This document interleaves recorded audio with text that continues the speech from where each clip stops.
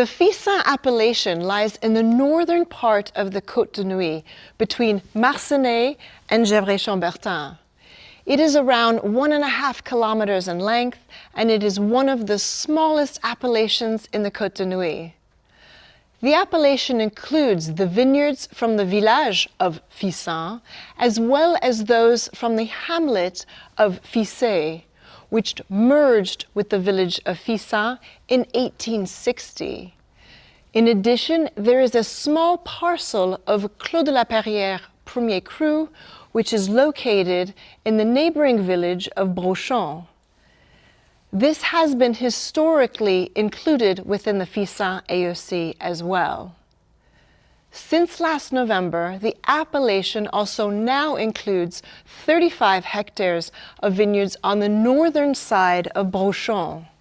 These vineyards were exclusively part of the Côte de Nuits Village appellation, but will be included in Fissaint AOC from the 2024 vintage and on.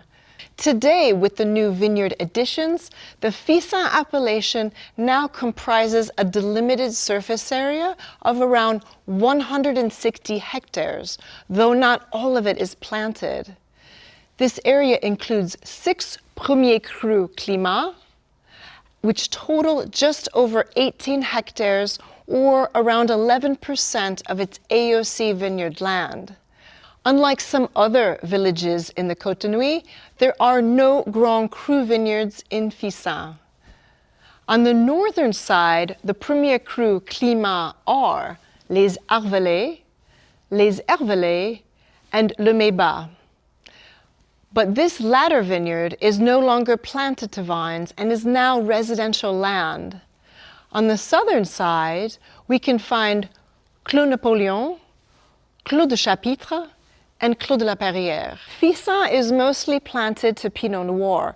However, Chardonnay-based wines make up around 5% of the appellation. These vines can technically be planted anywhere within the appellation. However, producers tend to plant this variety in zones that are favorable to Chardonnay, so on soils that are thin and on top of limestone bedrock, or in vineyards that have veins of limestone.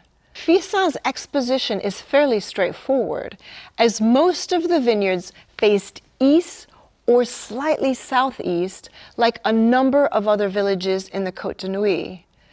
Its Premier Cru vineyards are, of course, located more upslope, while its village-level vineyards are more downslope. The altitude can shift slightly depending on where Fissaint's vineyards lie. In the northern part of the appellation, by the forest line, the altitude begins at around 320 meters in the village-level vineyards. As one descends south, the altitude slowly increases, reaching just over 360 meters in Brochon.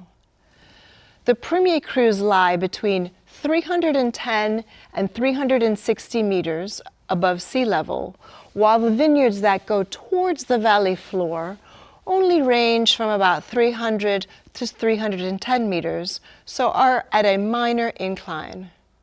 There are also 3 combes within and around Fissaint. Combes are valleys that were created over many years. During the ice ages of around 2 million years ago, the temperatures in Bourgogne were so low that the soil remained permanently frozen in thick layers of ice, a bit like northern Canada. These layers ranged from 9 to 25 meters in depth. In the spring and summer, the temperatures would rise to above 0 degrees Celsius, and some of the ice would melt. The water would descend the plateaus of the Haute Côte, creating small rivers. These rivers eroded the soil and limestone from the hillsides, producing small valleys. They also deposited many rocks and stones, known as alluvial fans, onto the valley floor. Combes are a very important part of Bourgogne, particularly in the Côte d'Or in villages such as Fissaint. Not only have they highly influenced the soils, but these combs often allow cooler air from the forest and water from the mountains to descend into the côte.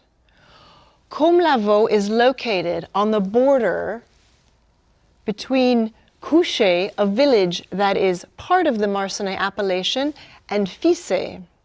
This is different from the Combe-Lavaux in Gevrey-Chambertin. Combe de Fissin is found here due west of Fissin's main village, while Combe de Brochon is located on the border between Fissin and Brochon.